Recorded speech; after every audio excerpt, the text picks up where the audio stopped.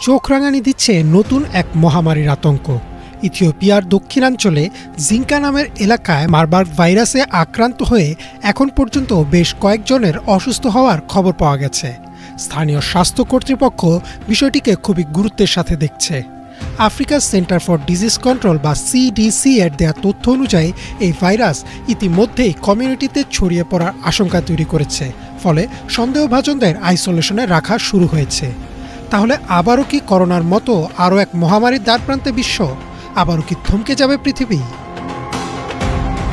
Marburg virus নতুন কিছু নয়। 1967 সালে প্রথম জার্মানির মারবার্গ শহরে ল্যাবরেটরির বিজ্ঞানীদের মাধ্যমে এই ভাইরাস ছড়িয়ে পড়েছিল।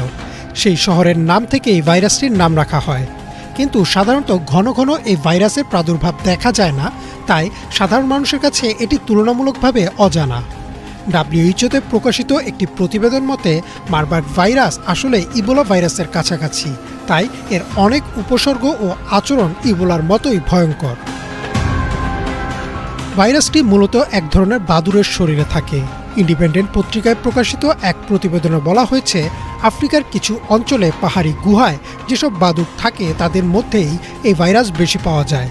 মানুষ কোনোভাবে এই বাদুড় বা তাদের শরীর থেকে নির্গত তরলের সংস্পর্শে এলে ভাইরাস প্রথমে মানুষের শরীরে ঢোকে, এরপর আক্রান্ত ব্যক্তি থেকে অন্য মানুষের দেহে ছড়িয়ে পড়ে, বিশেষ করে রক্ত, লালা, ঘাম, বমি বা রোগীর ব্যবহৃত কাপড়ের মাধ্যমে। তবে সিডিসির বিবরণ অনুযায়ী এই ভাইরাস বাতাসের মাধ্যমে ছড়ায় না, অর্থাৎ কোভিড-19-এর মতো স্রেফ কাছাকাছি থাকলেই এটি ছড়িয়ে পড়ার ঝুঁকি নেই। মারবার্গ ভাইরাসে আক্রান্ত হলে প্রথম দিকে জ্বর, মাথা ব্যথা, শরীর ব্যথা এবং অস্বাভাবিক ক্লান্তি দেখা দেয়। WHO-র প্রতিবেদনে বলা হয়েছে, আক্রান্ত হওয়ার কিছুদিন পর অনেকের ক্ষেত্রে বমি, ডায়রিয়া, পেটে ব্যথা এবং শরীরের ভেতরে রক্তক্ষরণ দেখা দিতে পারে। গুরুতর অবস্থায় রোগীর চোখ, কান, এমনকি মল বা বমির সঙ্গে রক্ত বের হতে পারে। এমন পরিস্থিতিতে রোগী দ্রুত দুর্বল হয়ে পড়ে এবং সময়মতো চিকিৎসা না পেলে মৃত্যু পর্যন্ত হতে পারে। কিছু প্রাদুর্ভাবে মৃত্যু হার 80%-এরও বেশি দেখা গেছে, যা বিজ্ঞানীদের বিশেষভাবে চিন্তিত করেছে। দুঃখজনক হলেও সত্য, এখনও এই ভাইরাসের বিরুদ্ধে কোনো অনুমোদিত ভ্যাকসিন বা নির্দিষ্ট ওষুধ নেই। তবে রোগীকে সময়মতো তরল, অক্সিজেন সাপোর্ট এবং প্রয়োজনীয় চিকিৎসা দিলে অনেক ক্ষেত্রে রোগী নিজে নিজে সুস্থ হয়ে উঠতে পারেন। WHO এবং Africa centre for disease control ইতোমধ্যেই ইথিওপিয়ায় চিকিৎসা সহায়তা এবং বিশেষজ্ঞ পাঠিয়েছে, যাতে পরিস্থিতি নিয়ন্ত্রণে থাকে।